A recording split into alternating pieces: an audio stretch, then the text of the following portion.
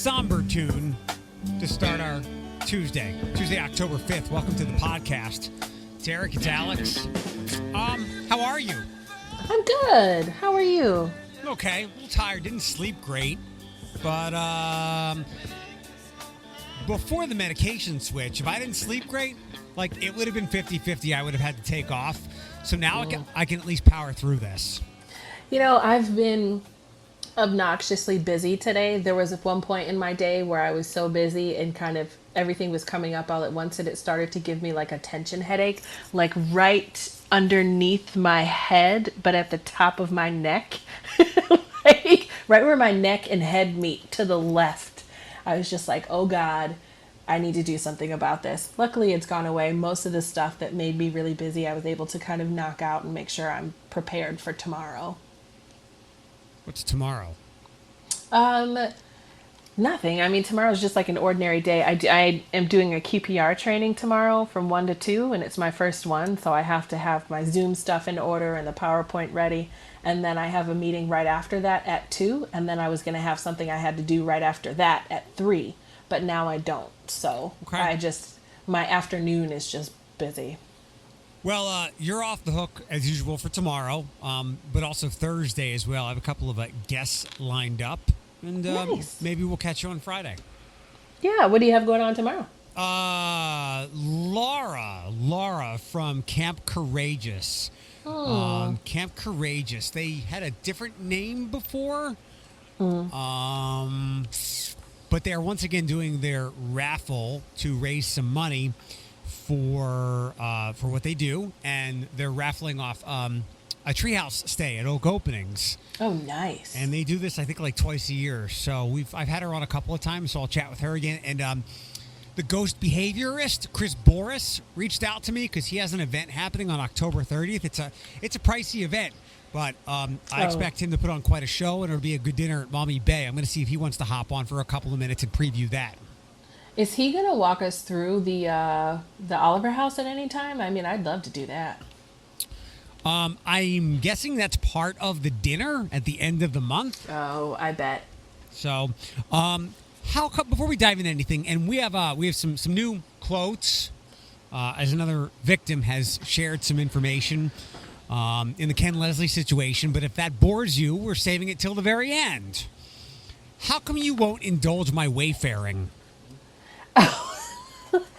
Because I just couldn't get with the internet yesterday. My phone was moving too slow. I will indulge it today. I told myself yesterday that when I get to my computer and I can log in, because checking my emails on my phone and checking my emails on my computer are two different things. So, yeah. All right. I've found some new things, but maybe if I just keep browsing, I'll get so burned out and won't want to buy, and I'll just move on. But you know what? Like, this was happening yesterday while we were recording, and I'm not going to overlook the fact that I've been able to remain where I am, and build up a small local brand here and really push out a lot of mental health advocacy, which I'm absolutely doing for altruistic reasons, not for any level of popularity or following or anything like that. So I know that social media sites have helped me. But goddamn, yesterday was a peacefully quiet day. It was. Okay, so first of all, because of my issues with my own phone, I thought it was my phone. And I'm like, this damn phone, I've got to get a new service provider. This is ridiculous. Like, I was so upset, and I kept fixing my internet, turning my phone off, turning it back on, just because I couldn't get onto Instagram or Facebook. And I wasn't putting 2 and 2 together until WTOL sent me a link. But I found it fascinating and actually pretty funny. Did you see Mark Zuckerberg's response? This app, I truly, if I believe any kind of conspiracy, this had to have been done on purpose so that he could try to prove how vital his services are to us. I will believe any conspiracy theory when it comes to this. And I did see, not his, but Facebook's reason, like somebody basically crossed the wires and there was nothing malicious or sinister about it. It was just an error. And it's funny, you bring this up and I just scrolled across an article that said, this is a good reminder that the internet, we can make a lot of great use out of it. There's tons of great information, but there's only a couple of big players where most of us put most of our time, Facebook being one of them. And yesterday, everybody got a little bit of an appetizer. Like, what happens when that goes down? I mean, I don't know. I enjoy Facebook. I'm not one of those people that's like, oh, taking a Facebook detox or social media detox, like see you later. I don't think I've ever done that because I just give my mind and body what it needs when it needs it. And I don't think I ever need like weeks off of social media. But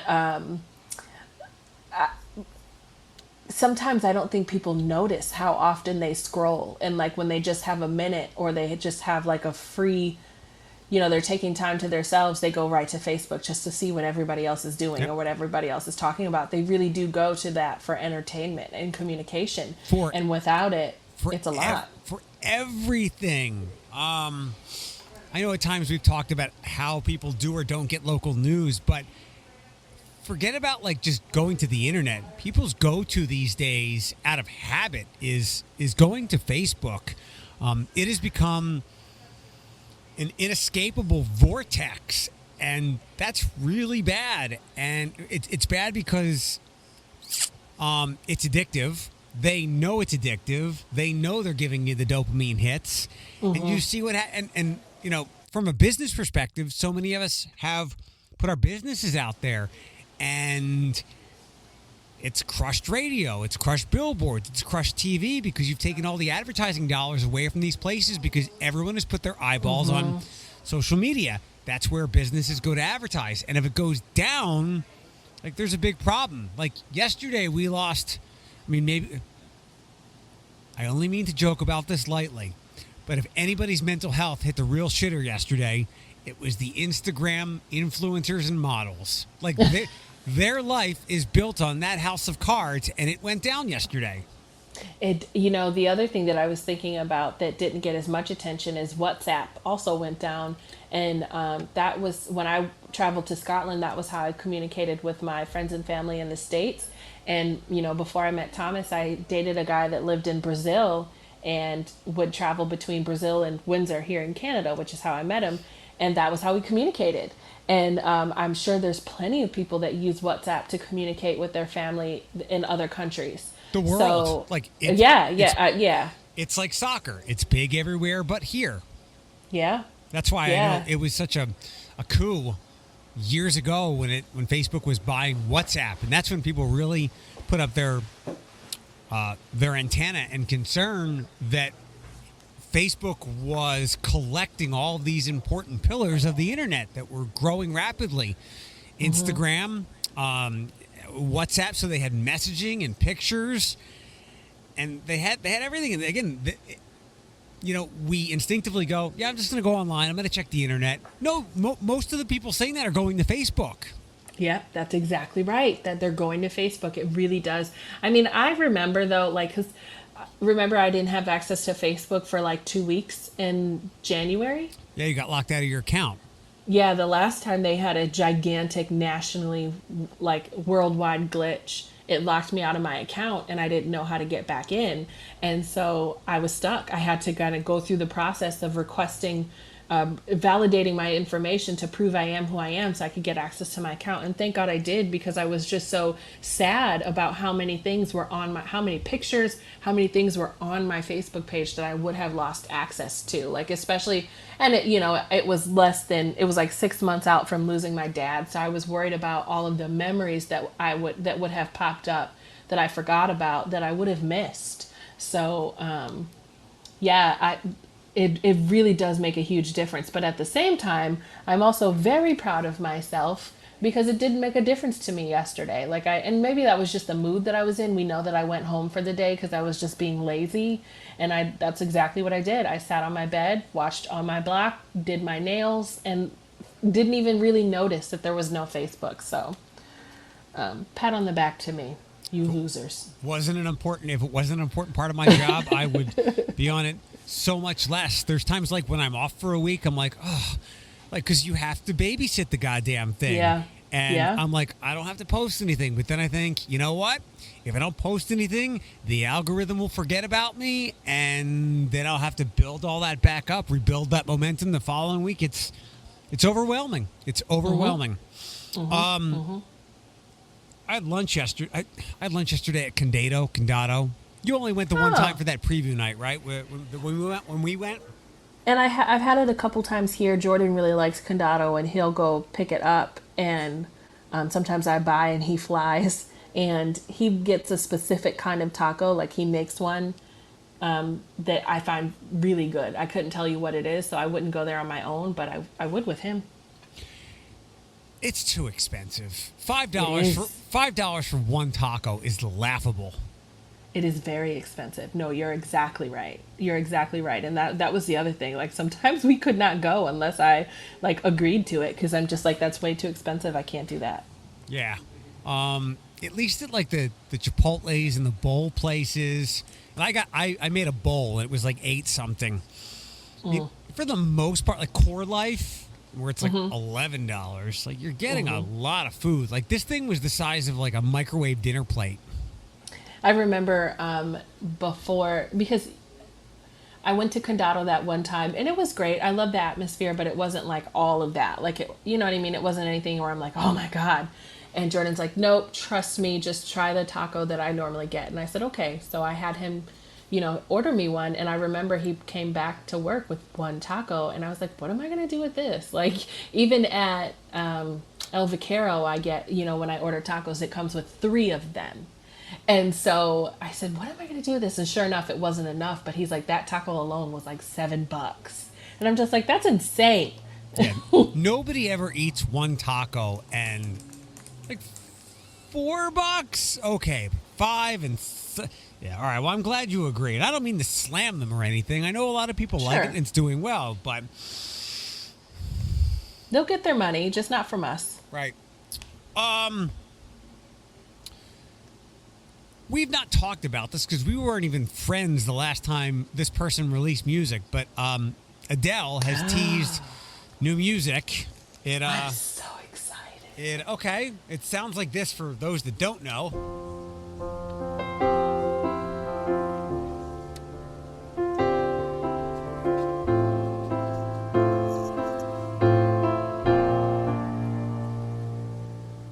That's called Easy on Me. It'll be out next Friday. And she released that teaser on her Instagram. And for anybody under 30 that saw that, she was putting something called a cassette into her car. There used to be a small deck, like an insert, where you could put a thing in and it would play music on it. Just wild things. So you're an Adele fan?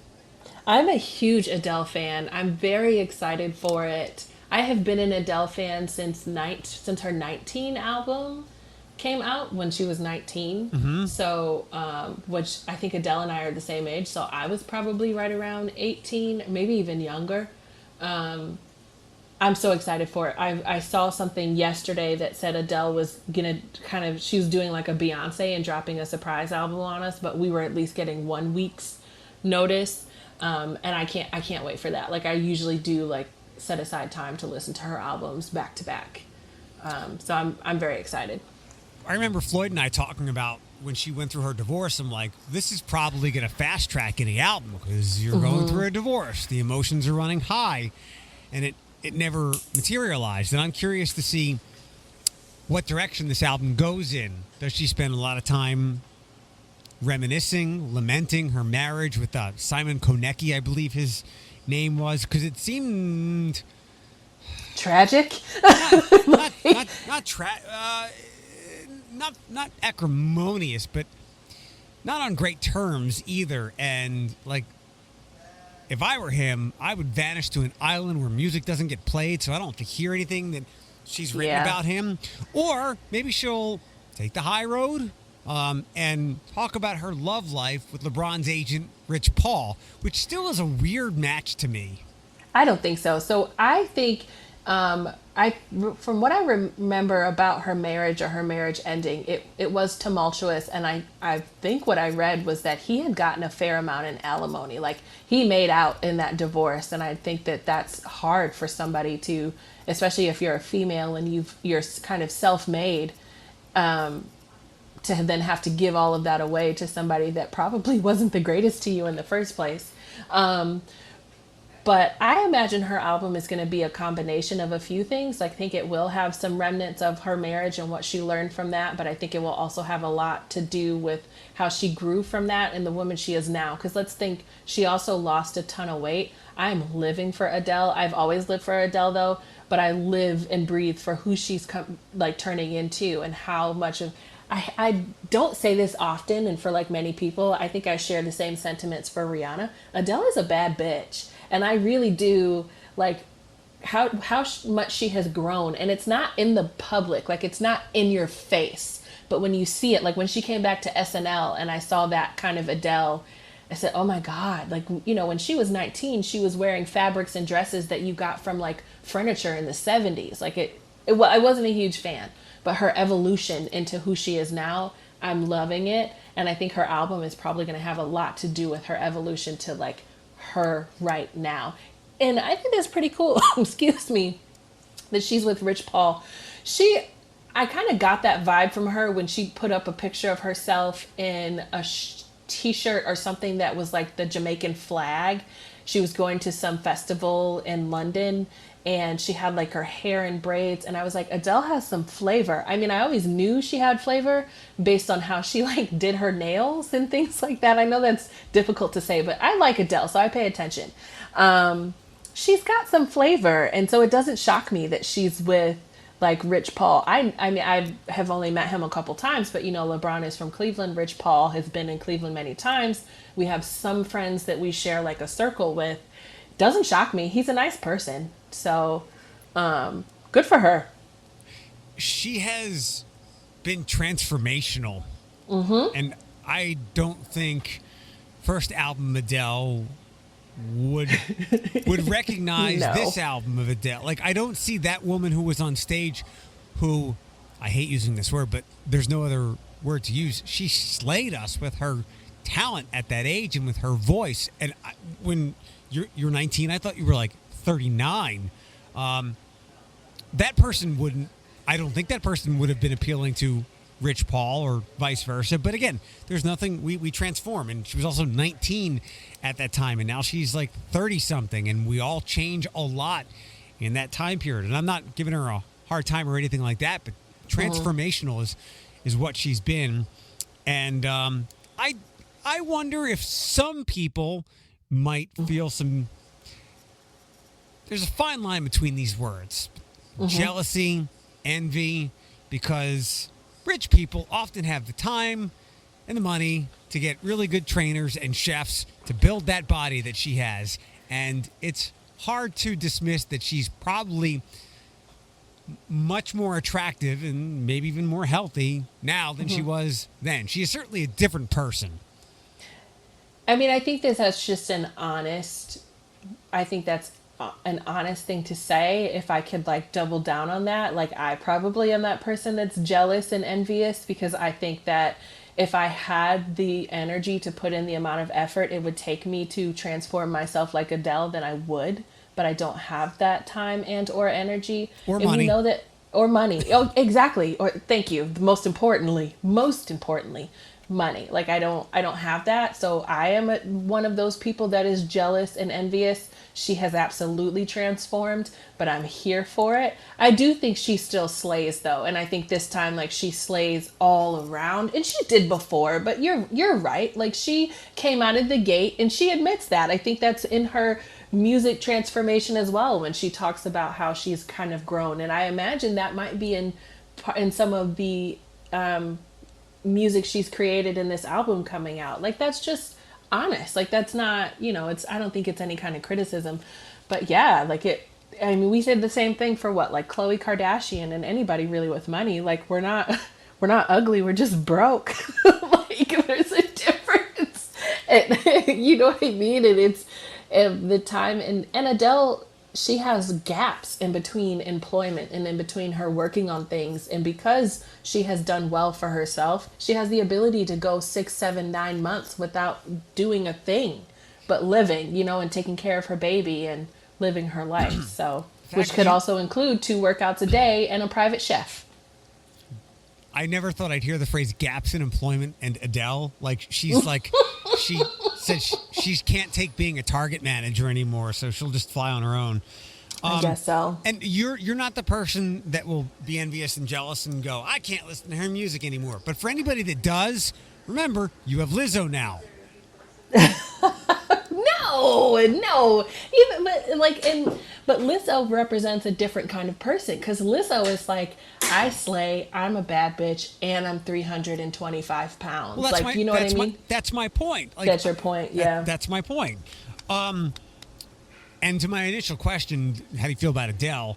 I'm trying to think if there's ever a person, they're like, Adele's just not for me. Because you have to respect the talent, and her music is, I already said her body and who she is has been transformational, but her musical talent is transcendent, and it goes across genres. Like, I'm going to guess when Rich Paul was growing up, he was probably not listening to a lot of Adele. I don't know. It was Trey Songz, but you recognizes talent.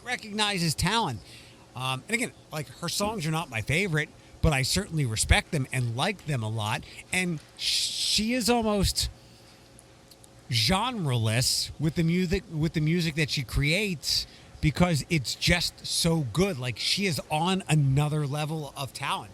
So I wish, like, I'm so grateful for Adele. I played Adele and Amy Winehouse around the exact time, back to back. And as Amy Winehouse was like on a downward spiral and on her way out, may she rest in peace, Adele was right there. And so, like, Adele's transformation is what I wanted to see for Amy Winehouse at the same time. Like, the talent, the music, the maturity in such a small young body. You know what I mean? Or Amy, I think Amy was a little older, but still. I'm so excited for her. I cannot wait. I can't expect me to have reviews on it a couple days after it's done. I'll probably be gushing over it, fumbling over my words. I could almost expect that. Now I just want a tour, and I want her tour to be with somebody like Rihanna. Like, I want her, you know what I mean? Like, I want her tour to be so different, but at the same time, still uniquely her, What's your favorite few Adele songs? Make You Feel My Love, and, oh God. I don't know. I can't. I gotta think. There's so many. You are. No, probably Hometown, which is I think that's off the 19 album. Do you remember Hometown? I used to play that. Like, that song that's made me cry, especially when I moved away from home. I would be like driving home, and I'd be playing, like, I don't know, like I'd be like Snapchatting videos of myself driving into downtown Cleveland playing some, like, cheesy Hometown song, or like a Kanye song, Homecoming, or something like that. I like Set Fire to the Rain. Oh, that one's very good. Have you heard Hometown? I have not. I don't know a lot, or I don't remember a lot of the album cuts that weren't radio singles. Play it. So, Can you find it? I don't have it. Not do in the it, system. Damn you. Hold on, I'll have to pull it up on YouTube. What, Adele Hometown? Mm-hmm. You've heard it. It's probably been in numerous commercials. All right, this is gonna feed back to you. Oh my God, that doesn't even look like her. Mm-hmm. Let me answer a YouTube question. There we go. The same way as I did. I'm missing out the cracks in the pavement, and tutting my heel and strutting my feet. Is there anything I can do for you, dear? Is there anyone I could call? No one, thank you, please, madame. I ain't lost, just wondering. Round my hometown, memories. What a surprise! It's the first time I ever heard that song. It's incredibly great. It is. That's what I'm saying. Like, incredible. And I think that's from her 21 album. So she had 19, 21, 25. And I think we've left off at 25. That was the first album, because that was Was it 19? Yeah, that's from 2009. Yeah. Yeah, I want to find the person, unless you're just like so far extreme, like death metal is your thing, or the like outlaw country. But the casual person, like, I'm just not feeling Adele. Whatever. I just don't think there's a lot of those people. So, great person. Now let's go to a shithead of a human being. Oh, Ken Leslie. Yes. Okay, no, sorry. Not yet. We'll have back-to-back shithead human beings. Okay, sorry. I find Urban Meyer loathsome, and I had a fight with a pretty decent friend of mine on Facebook a couple of years ago, and this friend.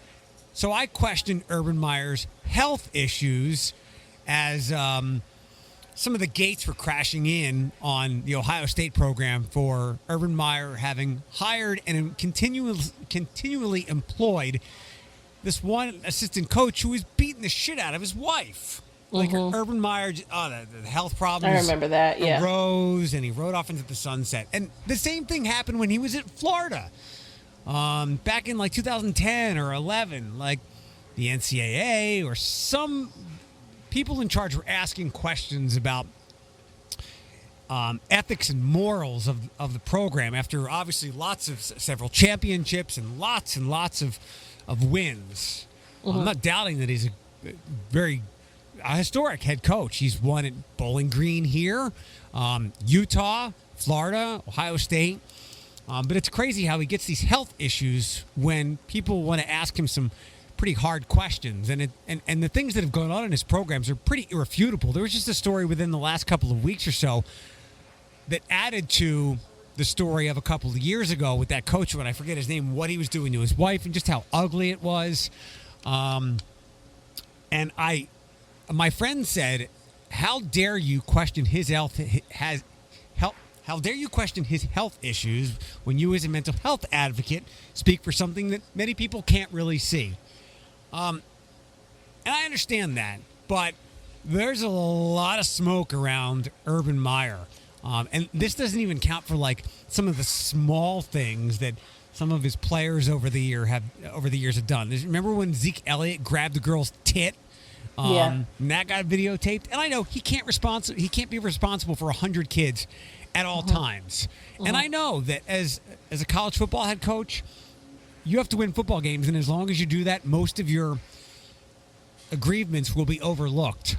But he walked away again. He got a TV job. He was doing some Fox Sports stuff, and then he got hired to work for the Jacksonville Jaguars because he wanted to try head coaching in the NFL, which I knew wasn't going to work. I was going to bet against it not working out as well as it has at the college level for a variety of reasons.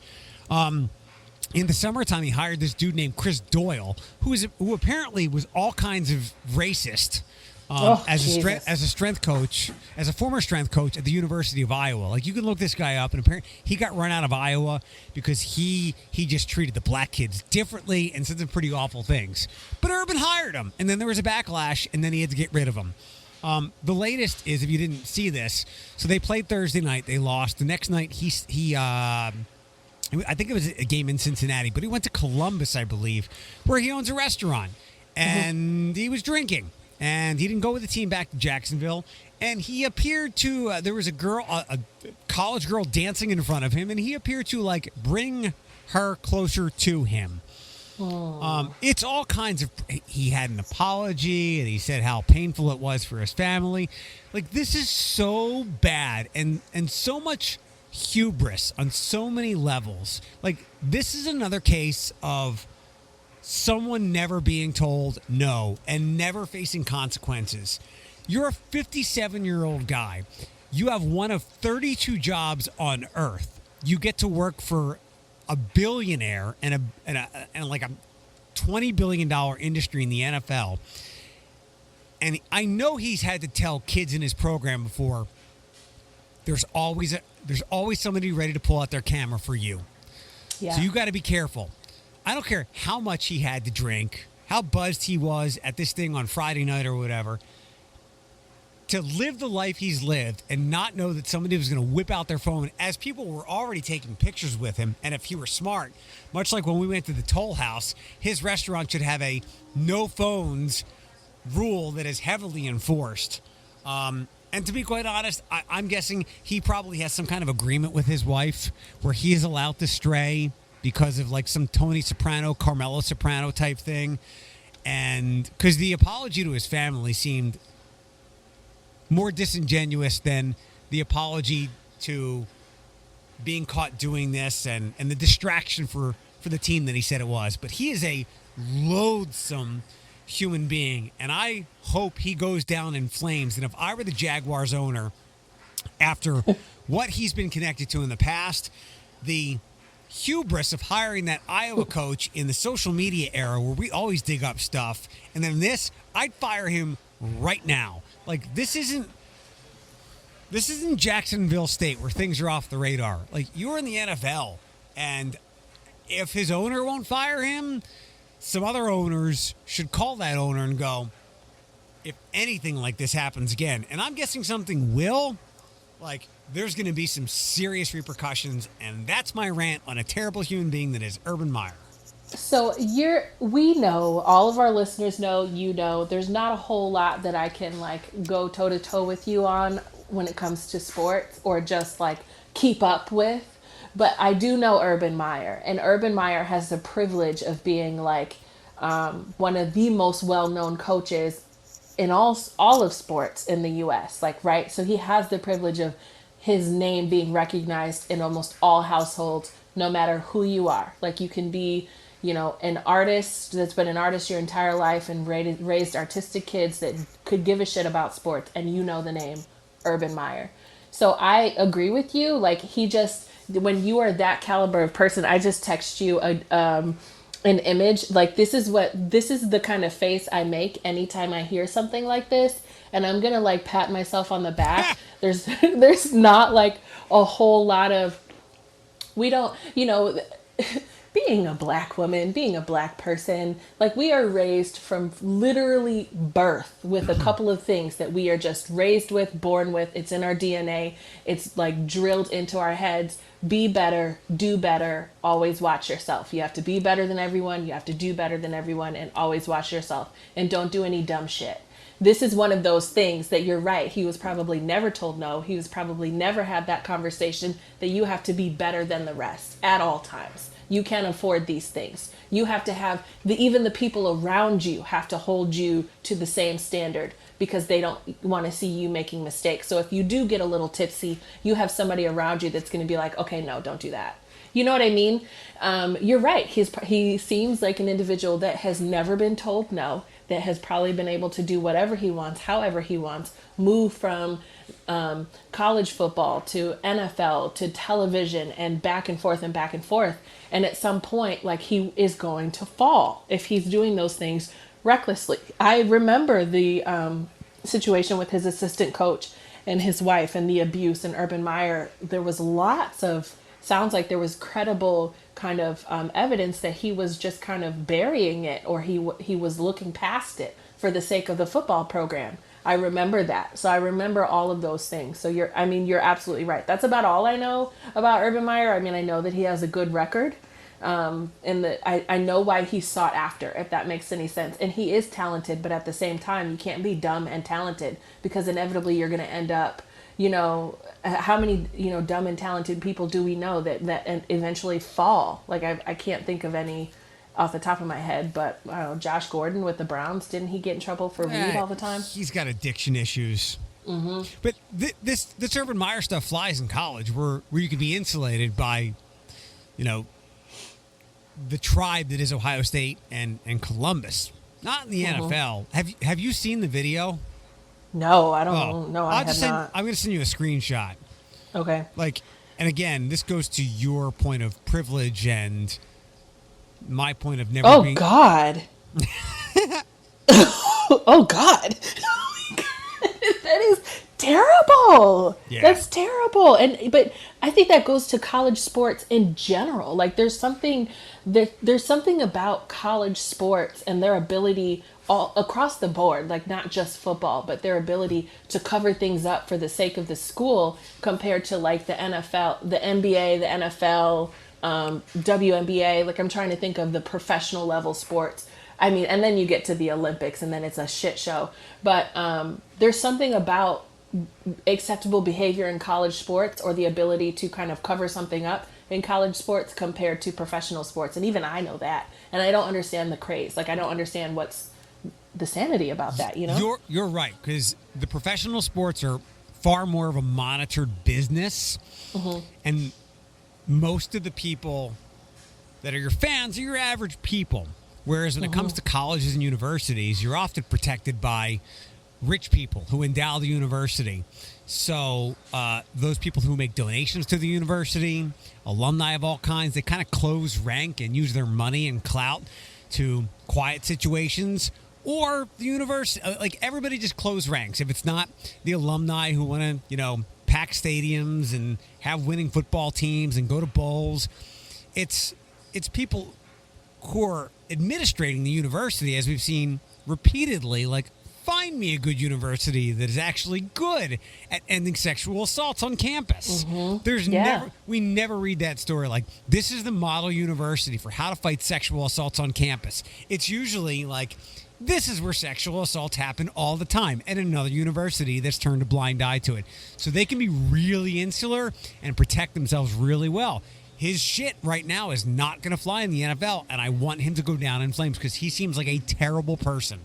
So I mean, I hate to say this, and I don't hate to say this, and I'm going to be this person, but in every instance when something like this happens, besides what's going on with Ohio State right now and that doctor that died, and they're coming under fire for a lot of the shit that they covered up, who are the victims of this? Who are on the other side? Women. It's powerful men taking advantage, covering their shit, doing what they want to do, and us women are the ones that take the brunt of all of it. It's so obnoxious. Like, I don't know. I mean, I'm not even going to be that person to be like, well, why was that girl wearing a halter top in that video? Why was that girl standing so close to him? Clearly she was in a crowd full of people. So you can easily be standing that close to a man and all he has to do is grab you by the hip and pull you to his pelvic area. You know what I mean? Like pull you to his groin, and then boom, sexual harassment. Like, you know what I mean? What a dumbass. Like, come on, do better. Ken Leslie stuff. Yesterday, 13 ABC has a story with Rachel Richardson. She's also one of the accusers. I'll go through this and we'll keep this pretty tight and quick. She said she met Leslie in 2011. A year later, she applied for a job with One Matters. He told me he would not be hiring me. I made one more plea saying I'm about to be homeless. He took out his wallet and took out $60, 3 $20 bills, and then walked out of his office, zipping up his pants and making grunting noises like I had just bleep. I don't know what that bleep is, but it just sounds awful. It made me feel humiliated and disgusting. While working for Toledo Streets in 2015, she said there was another alleged incident. My coworker came to me one day and said, I have something that would really bother you. Ken called me on the phone and said he was looking at pictures of me on the internet, and it gave him a bleep. I'm guessing the word there is erection. I told her I had to do something because I didn't want to work at a place where we were at the risk of this sort of thing happening all day, every day. So I went to the board president and told her I wanted him removed. So, Which did not happen, it sounded like. Yeah. So, for the record. So I know. It all came out all at the same time. So to the news media, their affidavits were submitted all together. So, Cammie's story and Rachel's and Heidi's story was shared all at the same time. I think that just how the news networks are sharing the information is different.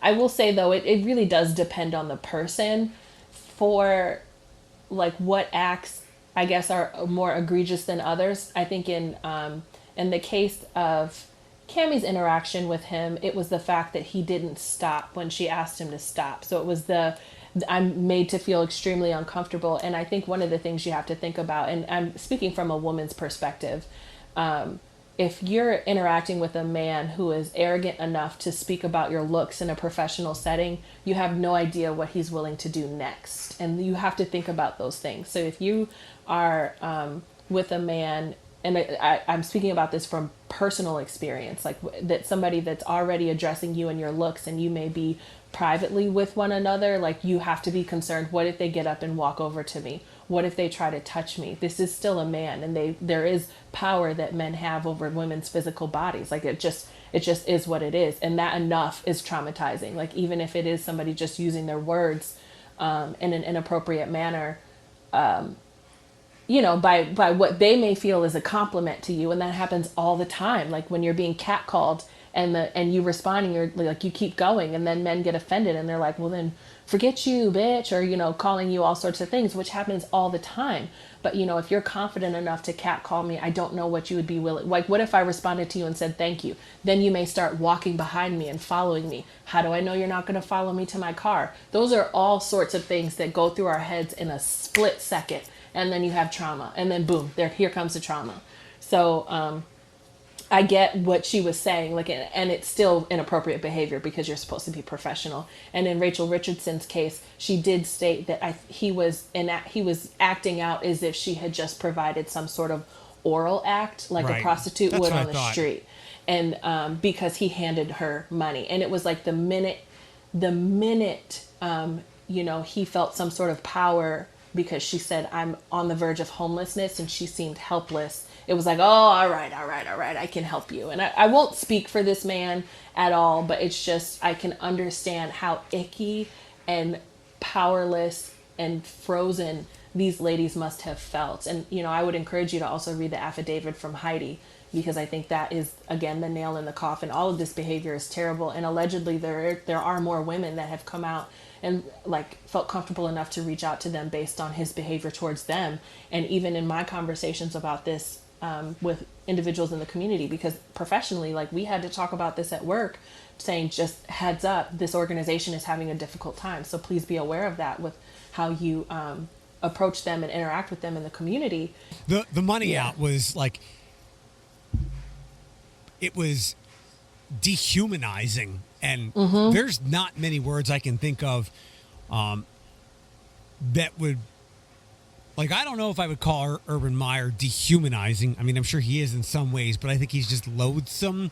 But when you dehumanize someone like that, who is already in a tough time, and you do that, it's just, it's awful and disgusting and ruthless and inhuman. I mean, it is akin to spitting on a homeless person or pushing them in front of a car thinking you're doing them a favor. It's despicable and disgraceful. Yeah, especially when I think there was another male in the room at the time as well, and that kind of behavior encouraged him to participate in it. So then you had two men basically having locker room talk right in front of you when you're literally pleading for them to stop, literally setting out boundaries, and they're just crossed over and over and over again. Anything positive to end our podcast with today? Ken Leslie has stepped down, and they hired a new executive director already. So Not shocking that it's a female. And it's one of those things. It reminds me of when you're complaining about how white the Emmys are, and so then the next year it's black as hell. Is this genuine? Right. But I'll hold my criticism, because it sounds like this person has worked for the organization for some time, and she herself could have had some experiences that some of the other women have shared, but I wish her well, and I do think that there needs to be some sort of investigation into the organization to determine what that investigation was like, and if it was credible, and if they did, take the time to do what they needed to do for the sake of their clients and the victims that came out against their CEO. I was hoping it would be something a little bit more lighter and positive to end the show, but sorry. No, what do you have planned for tonight? I don't. Maybe tonight will be Squid Game, because I watched your movie last night, and then Vinny told me it actually ended kind of well, and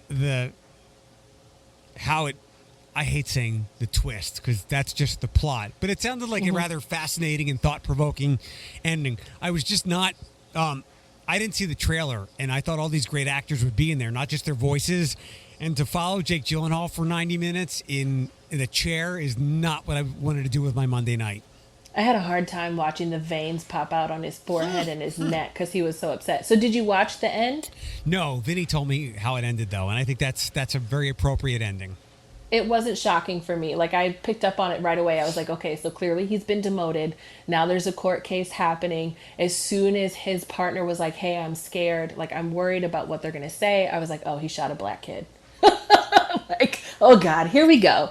I don't know. It just was not great. It was very close to being like a little bit of a waste of my time, which isn't against Jake Gyllenhaal. I enjoy him very much and would probably watch 2020, whatever, what is it, 2012? What's that? Oh, Day After Tomorrow. It's a great movie. It's a great movie. He's so good in that. I want to see something like that again with him. Anyway, yeah, it was all right. I could care less for Squid Game. I have, however, finished almost all of On My Block. I started it yesterday and basically finished it yesterday, except the last episode. But they're 30-minute episodes, and there's only 10 episodes a season. So I guess it's not that bad. But I'm sad because it's the last, like the series is wrapping with this season. But they have a spinoff called Free Ridge. So I'm excited about the spinoff. I hope there's some original folks in the Free Ridge spinoff. Okay. You haven't watched any What If, right? No, not at all. Well, tomorrow's the last episode, and they're not long, so you might want to blow through that or something. If you're interested, if not, don't worry about it. I'll talk to you later on. Okie dokie. Bye-bye. Bye-bye.